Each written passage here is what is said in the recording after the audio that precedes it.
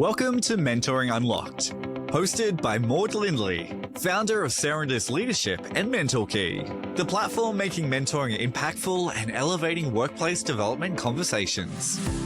Maud is a renowned executive coach and leadership strategist with over 2 decades of experience, helping leaders unlock their full potential through adaptive leadership and meaningful mentoring. Tune in for personal mentoring stories, expert insights, practical tools, and bold conversations. Whether you're a mentor, mentee, or a culture shaper, there's something for you.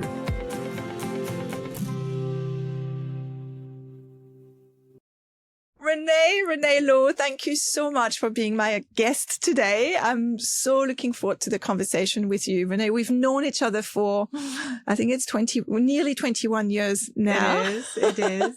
And I've observed your career, your fantastic career over that time. In fact, I want to tell you that when I arrived in Australia, I had this dream, this aspiration of launching a business. For me, it was always about executive coaching, but it was about, creating a business and leading a business. And I met you very early on, along with Isadora Noble, who hopefully will listen to us and remember those moments.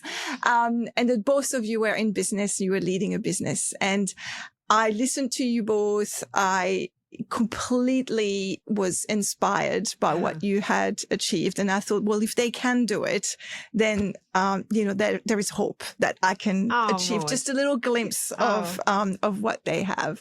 So, when I was preparing, I just remembered what an inspiration you were. Yeah. And today we're here. We are sharing your story about your career. it's a lovely dynamic that we've always had, isn't exactly. it? Yeah.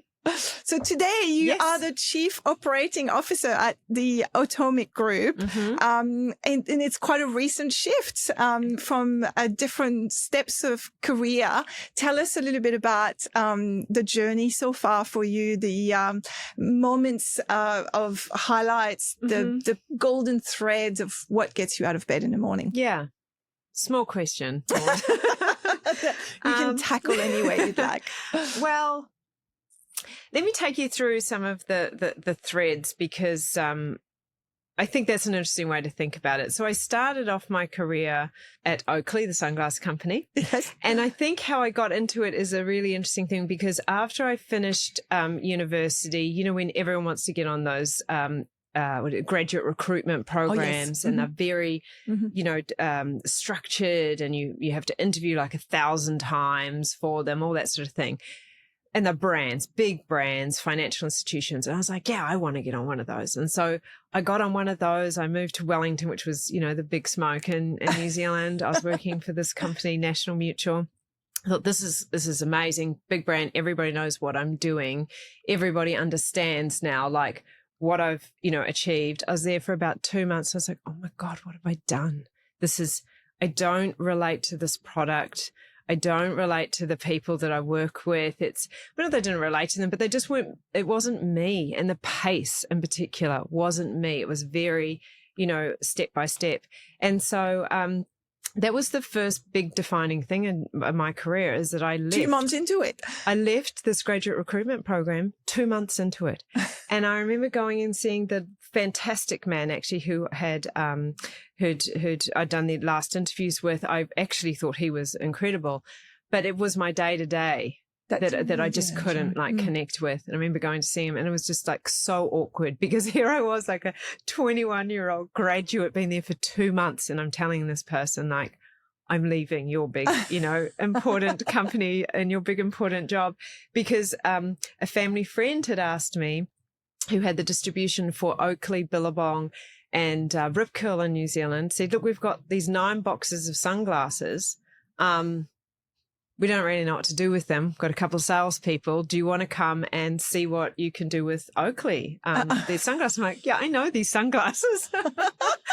And they said, yeah, well, we have 3 surf sales reps. Otherwise, you'll have to travel around New Zealand, opening up stores, selecting athletes for us to sponsor, organizing the advertising, trademarks. And I was just like, that sounds because I just finished a management degree. I was like, oh, this ticks all the boxes of those subjects I've just been doing. I was like, yeah, I'm into it. So I did that. But the transition from the decision to go from a known, stable, secure, insurance company. Almost like the right path. That you were destined the right for. thing to do. And when I told my parents, like, I'm not doing this, and all my friends are just like, oh, well, actually, some of my friends thought, fantastic, we're going to get free sunglasses. But my family were just like, are you joking? And I took a pay cut and I went back to my hometown. I worked out of a warehouse for 2 years. No security. Nothing. And anyway, the conviction there, and when I look at that sort of decision making I had has followed me through my career and my life. So I sort of think it's because I really expect there's going to be new chapters. I really expect I'm going to keep changing. It doesn't occur to me that that's not going to happen in my life. So I'm fine with that. I also realize that I have a lot of courage, and I have a lot of courage because I have a fairly low fear of failure. Yeah. Yeah. And I also, I don't have a strong ego, I realize. I'm sure in some areas I must, but I don't hold on to the status of things very much. I don't, but, I've moved from being CEOs to consultants. People said, oh gosh, you're a bit worried about doing that. I know, because this is an evolution. I can see where this is going. So status and things. And I love being parts of teams that I feel good in, that I enjoy their company. I have a good time. I want to sort of build something with them. So that was when I didn't know that at the time, that's what I wanted. You worked out since but that's then. what I've worked out since then. And then when I went from Oakley in New Zealand, I did a good job there, and they asked me to join them in the United States. They're about to list on the New York Stock Exchange. And they said, do you want to do our investor relations and head of corporate comms? And I thought, I don't know what investor relations is, but okay, if you think I can do it.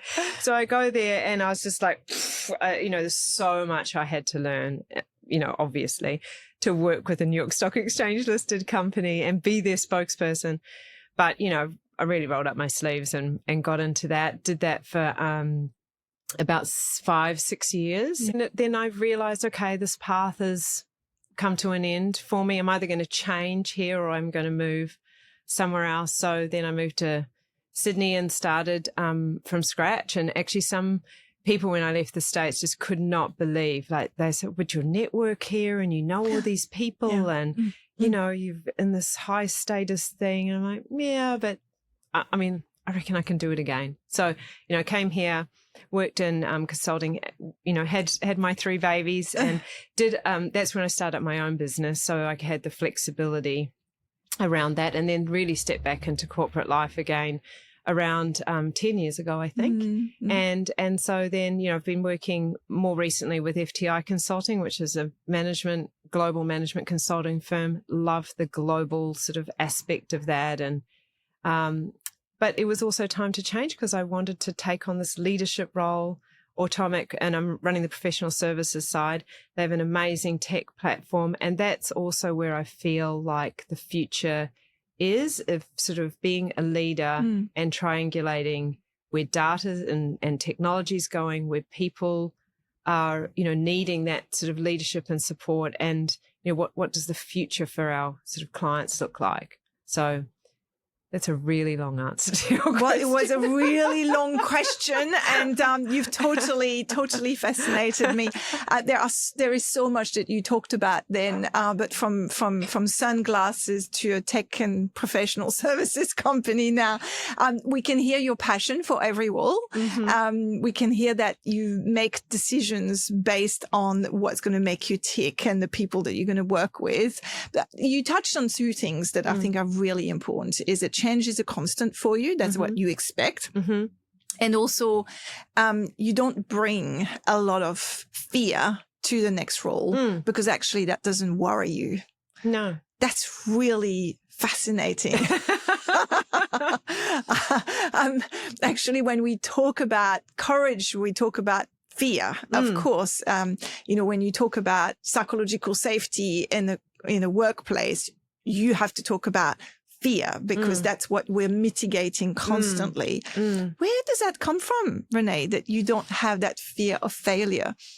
Yeah. I think if you could give that to anyone, they'd take it in a second. Yeah. I think there's a couple of things. One is that I think I grew up with a lot of uncertainty, and I constantly coped well with that uncertainty, and I constantly was able to, keep achieving and keep doing things. And I guess it's more just I see that pattern recognition in me, and so I think it'll keep going. I mean, nothing has really sort of knocked me out of that belief that I can just keep doing things. And I think being challenged from a young age, even though you might not sort of love it at the time, is something that sets you up then to have a very high expectation of yourself, or maybe, that low fear factor, because you think, I've been here before, I've sat in uncertainty, I've not known what I've done and had to get onto it really quickly. So I think it's mostly that, and I seek it out. I took up surfing when I was about 40. And I thought, why am I doing this? And I thought, because I really want to be just a bit useless at something again. We spend so much of our time trying to be great at something, and it's refreshing to take on something brand new, get smashed to the bottom of the ocean and be sort of overwhelmed, especially by nature. Being overwhelmed by nature, not sort of overwhelmed by the craziness of the world, but just by nature.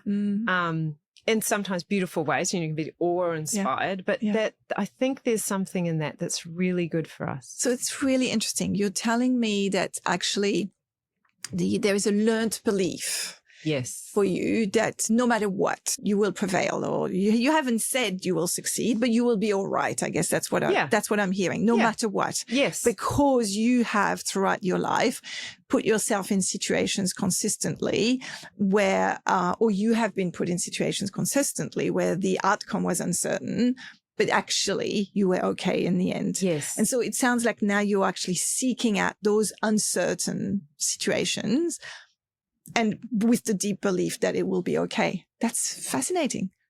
Yeah, I think that, you articulated well. I think that is it. Yeah. Yeah.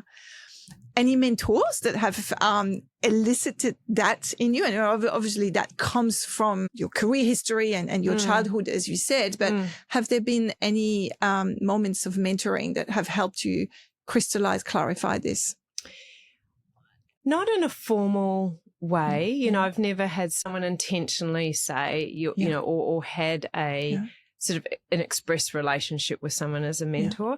I think most of my career, it has been a lot of observing, a lot of observing leaders and how they got the outcomes that they wanted, or the way they went about things, their style, And earlier in my career, I think I was, like a lot of people, observe and then sort of try and mimic it. Like, does that work for me too? And so learned a bit by trying things out. I don't think, like when I think about mentoring now, it's sort of intentional to hold a space for somebody and to really help that person. I didn't have someone who did that for me. It went, okay, what can I do sort of for you? There were people and conversations. I've had lots of conversations with you that have been great in terms of, giving me that time and space. Actually, one person I spent a lot of time with that I found fascinating was Amanda Lacaze. I know you have mentioned her many times, actually. So she was a colleague, a client, she's a friend, and observing her and having a lot of conversations with her. Well, they weren't like intentional mentoring, but I did really receive a lot of thoughtful conversation and advice and support from Amanda. I respect her greatly. So it sounds like these mentoring advice or observations came really around leadership for you. What have you learned as a leader across, I guess, all the many roles that you've had, from the investor relations on the New York Stock Exchange all the way now to leading a professional services function of 75 people? What have been the sort of leadership lessons that you've gotten from the people you've observed? Yeah. I'm going to use a sort of sporting analogy, is that everyone knows the game they're playing. Everyone knows where the goalposts are, and everyone knows what their position is. Yeah. Like, it's all crystal clear. That's going to be really clear to everyone. This is how we win. This is how we're going to set up, the game. And this is when you're going to pass to this person. And this is, like, you've got to be really good on defense because you're our back line, and if we don't have that, and you've got to run fast up the side, like everyone's got to know why you do what you do and what your key part is in the game that we can win. Then really importantly, we need to know what's on the other side. We need to still sort of strategize. We need to know how the game, how's the game evolving, how's the dynamic, shifting, and is the game we're playing still the right game? Are our tactics the right tactics? And then celebrating. Everyone wants to be on a winning team. Everyone has got to feel like, even if we're not winning the games at the time, if the scoreboard's a little shaky, we've got to, reflect and go, that move that we did, so good. We've got to find ways to celebrate the things that your team are doing really well. So, I mean, of course, in actual terms, it looks like, setting a good strategy, having, tactics and all that underneath it. But that's how I think about it, is setting up a really solid game plan and a solid team, and everyone knowing the part they play in that game and feeling celebrated for that. It's interesting because actually the thing that came to me when you were talking about that game plan was creating certainty. And we just talked about the fact that you almost thrive in uncertain moments. Do you think in your leadership you're drawn to creating that certainty in in perhaps complex environments? Yeah, that seems to be feedback I get from people that I work with. People that I work with in my teams generally give me sort of feedback that they really enjoy how I make them feel safe, because I make them feel like I've got it. I'm a calm leader. I'm a confident leader.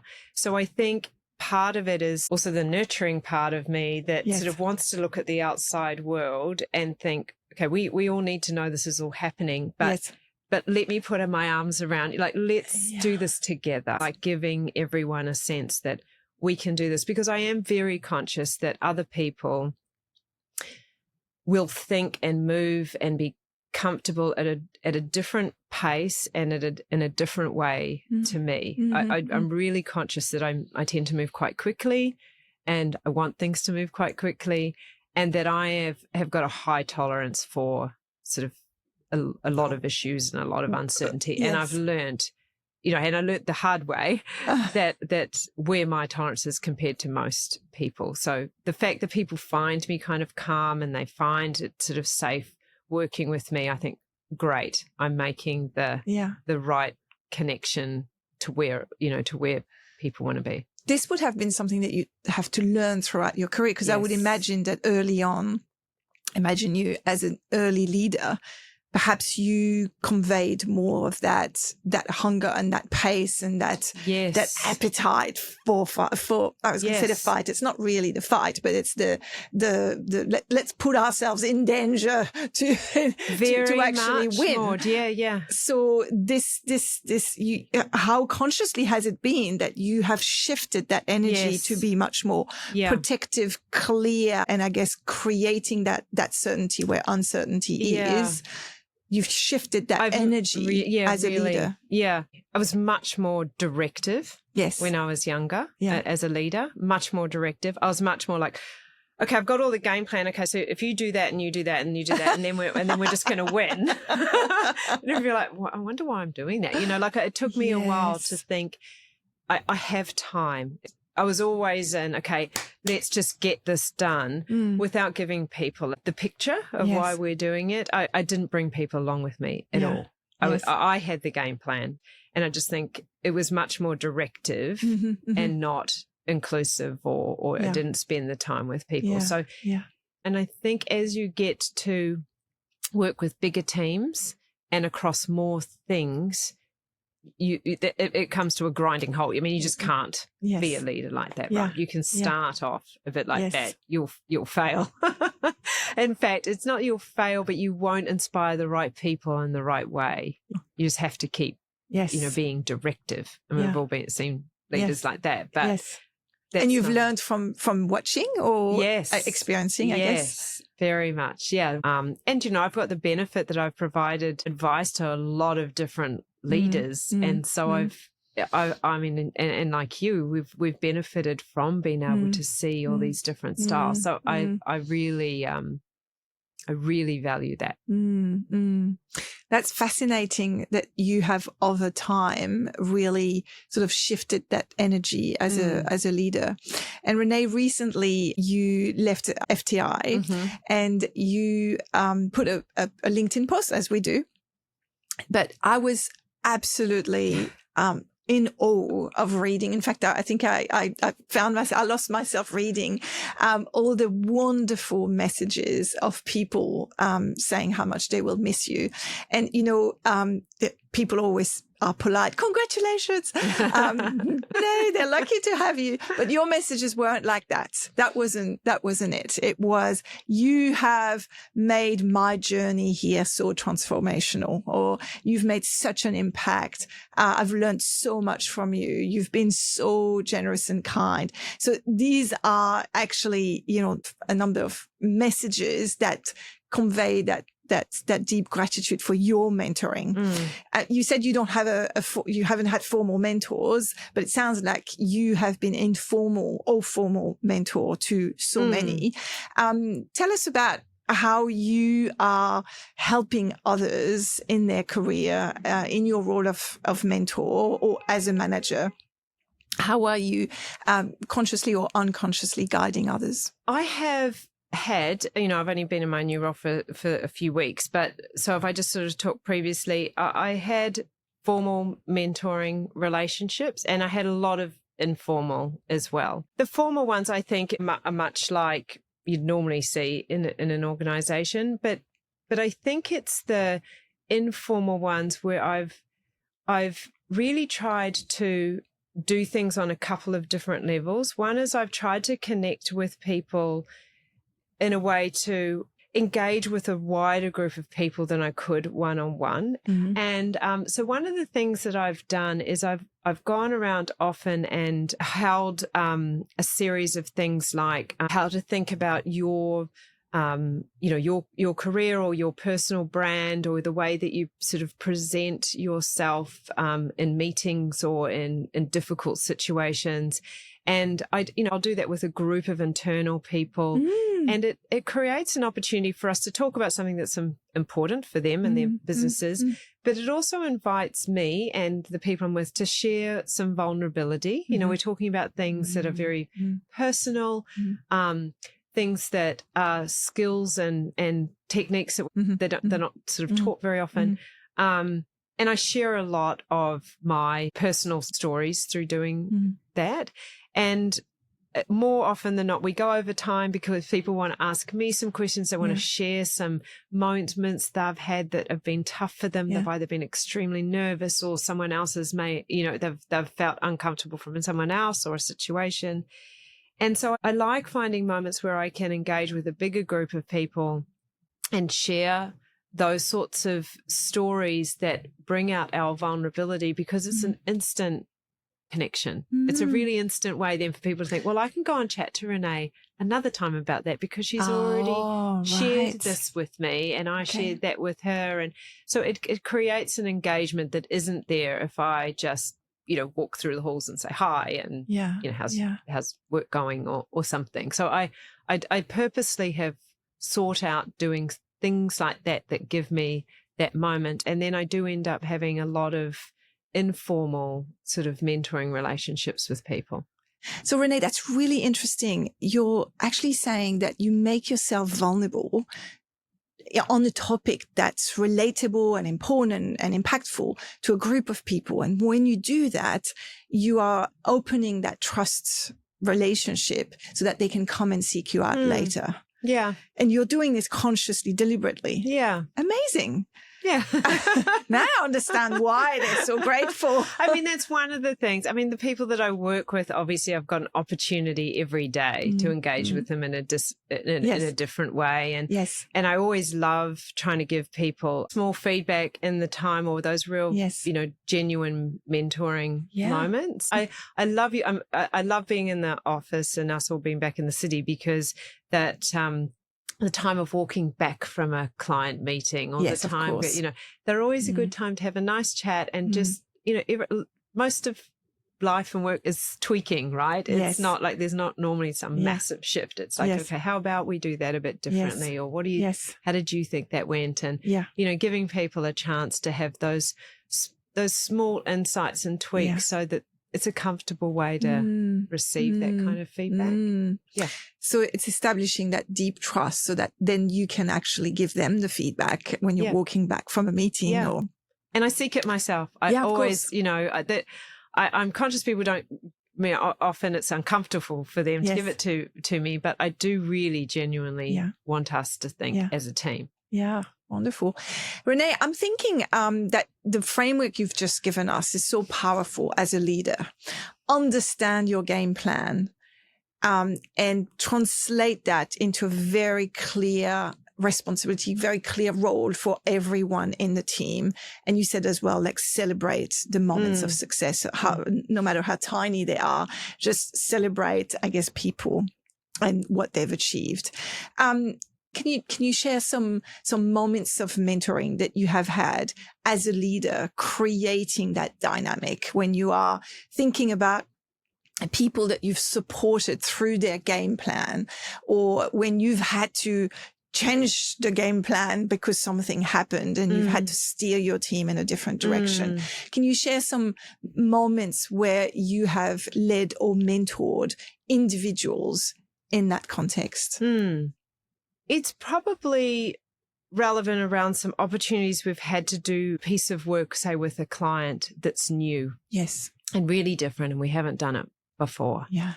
Or it's evolved into something quite different from when it started. And there was one sort of period in particular that was very intense. We were in a big M&A situation, actually. And I hadn't worked with the people, my team members, for very long. I'd only been, I hadn't been in the business very long, and some of the people I was pulling together it was the first time that we'd even worked together. And that was like one of my happiest and most exciting memories, because we did exactly that. We did the huddle. We, worked out who was going to do what. And so a few things fell into place. First of all, I picked the right people.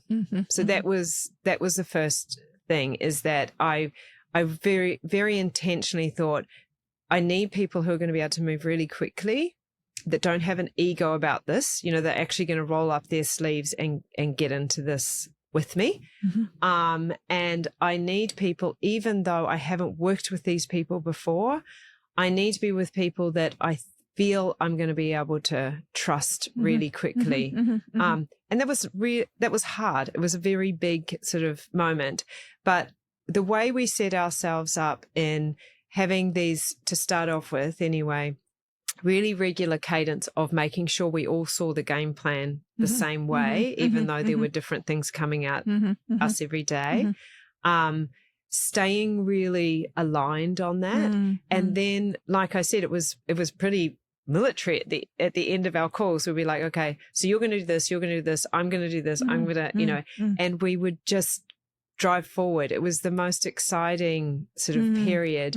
And when I've spoken to some of my colleagues after that, one of the things that they reflected on is that we all, as personalities, we didn't know it at the time, but we came together also really well, because we were all people that had been in high crisis situations before. We'd been in a lot of pressure situations. And so we knew how to do the job. Yeah. But one of the things I think worked well for me in that situation is I just worked completely alongside everyone. And one of the people reflected to me, he said, what was great is that, we were doing things and we knew it was we were working really hard, but we loved it because we knew we could call you at 10 o'clock and you'd still be there doing it too. I wasn't sitting back going, okay, so you guys get that sorted and call me at like 9 when we're having a coffee. We were in the trenches together. That's a great feeling.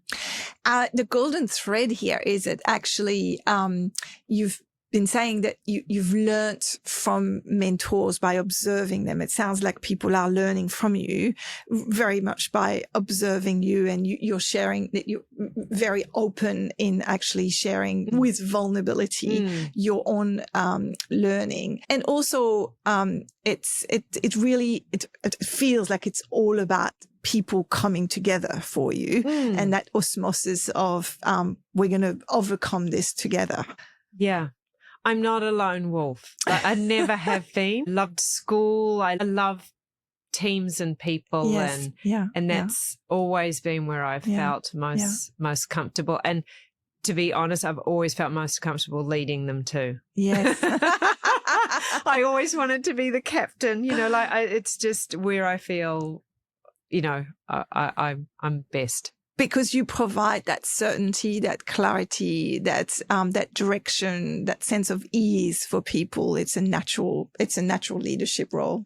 I hope so. But that is my view of it, too. Ever since I've been young, I've always wanted to be the leader. Yeah, so you knew. Now, investing in people's growth as a mentor or as a leader, what's most rewarding for you when you are providing that piece of feedback or when you're providing that acknowledgement, that celebrating someone's success? What is the most rewarding moments of having invested in someone's development? There's the in the moment, and then there's the outcome. In the moment, the most rewarding thing is when I can see that sort of penny has dropped for somebody. And maybe sometimes it can bring tears to their eyes, and it can bring tears to my eyes too, because I realize that something very important's just happened for them. Yeah. So in the moment, that is the most rewarding thing if we've got to a place where it's a bit of an aha, for them. That epiphany, that moment of insight. Yeah. What do you do to create that? How do you stumble across that insight? It's very intentional for me because, like I said, I used to be quite directive, and I feel, sometimes I feel like, I know what the answer is here, but I need to. So I'm really intentional about asking those sort of questions and because, like I said, I'm very vulnerable with people. I think that invites people to think a little deeper about their lives or their personality or how they've got to a place. So that's the most that in that moment, amazing. And then to see people doing what they said they wanted to do and getting there and getting comfortable, obviously. So it sounds like along in your career, you've learned to be perhaps less directive and asking questions so that you can create those moments of epiphany and the impact that it has, obviously, is performance, success. How do you hold yourself from being directive to ask the powerful question that will create insight? Yeah. How do you do that? This is the most challenging thing to do for mentors and leaders. I've had to really intentionally practice that. I've had to really stop myself from talking. It's nothing more than me reminding myself before I go into any of those meetings. Now, remember, Renée, don't jump in, wait. I even give myself a little reminder before I go in there because I still do it, that's still my preferred place. So it's just completely intentional. It's quite hard work for me. for many people. But it sounds like you've developed the taste of it, that the impact that it creates. Exactly. When you see it actually works, then you're excited by knowing that that's actually the value is the space, not your chatter in between. Yeah. I know we're at time, but I have one more question I want to ask because that's been with me this whole time at the beginning of our conversation, where you said something really profound, which is that you seek out uncertainty because that's where you thrive, because you have had that learned insight that you will make it no matter what. How does it come in your mentoring conversations? How do you, I guess, help others let go of that fear that is very human, the fear of failure that most people actually experience? Yeah, they do. Two things. One is that I often observe that people haven't let go of something that happened a while ago. Yeah. Okay. And, when I'm helping people in crisis and issues management, one of the things that we do on recovery is call an end to the crisis. You must say it's over, and then only then can you start moving on. Yeah. And I see that in people a lot, like we said, people have different tolerances. So maybe they've made a mistake, or there was a hiccup, or something worse, that a job didn't work out for them at all, or they've had a very poor engagement with somebody else or with a client or something. Right. I'm really conscious that people tend to build those up and bring them with them a lot. Yeah. And that creates that sense of fear because that becomes a bigger part of the story than it needs to. Yeah. So I do spend a little bit of time trying to understand where that person, where that might be coming from. Yeah. Amazing. And then sort of helping them to say, well, gosh, you've learned so much since then.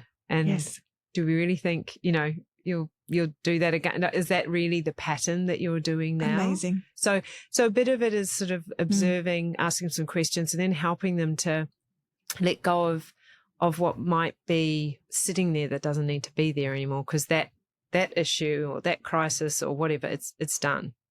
Wow. That was so powerful. What you just said there is so powerful. Asking people questions, giving them that space, giving them that trust to actually recognize what they haven't let go of that is holding them back and building that fear, and therefore preventing them from actually going into the more challenging situations and therefore succeeding. You are creating that space for people to acknowledge what's holding them back and letting go of it. I understand why people are so sad to see you go from one role to the other. Because if you have a leader like you, wow, I'll go to battle with you anywhere. That's amazing, Renée. Thank you so much for sharing that. I know it will inspire a lot of people, a lot of leaders, particularly. Great. I've got the famous Fast Five, which are questions that we ask where we respond quickly. Yeah. The misconception about mentoring is that it's easier for the mentee than it is for the mentor. Yeah, exactly. I think it's a shared challenge, not challenge, but everyone needs to put in an effort. Yeah, brilliant. What do you think is the leadership lesson that we can only get from mentoring? Is that space, I think. It's the space that you know, and the quietness of that. Yes. Instead of thinking that leadership's all about, being to holding the space. Yes. Yeah. Your advice for organizations that try to create mentoring programs?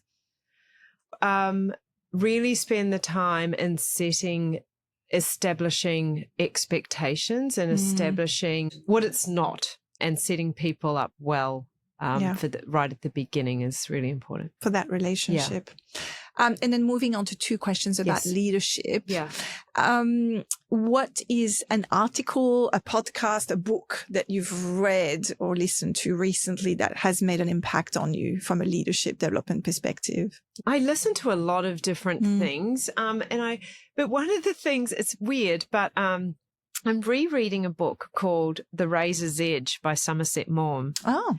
And the thing that I am taking out of that's really interesting is the sort of disillusionment of the character with the expectations of status quo. He comes back from World War II. There's all these things that are expected of him.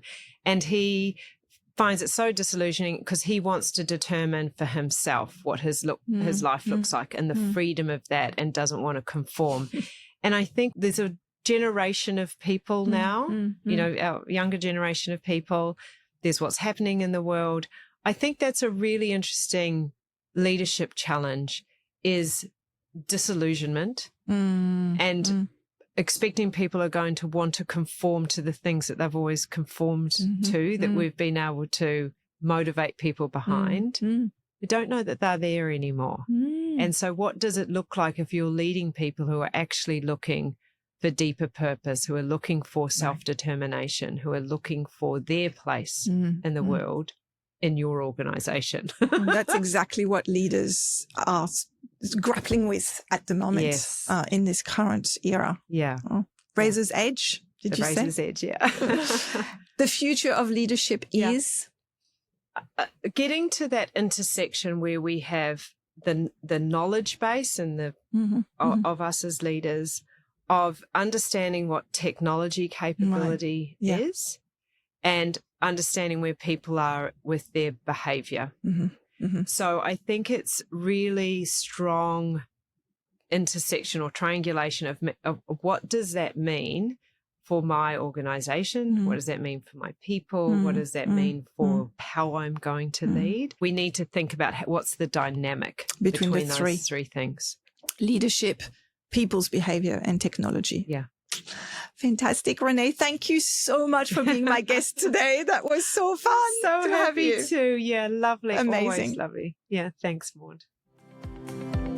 Thanks for listening to Mentoring Unlocked. This podcast is powered by MentorKey, the platform designed to make mentoring impactful. If this episode unlocked inspiration within you, please follow, share, or leave us a review.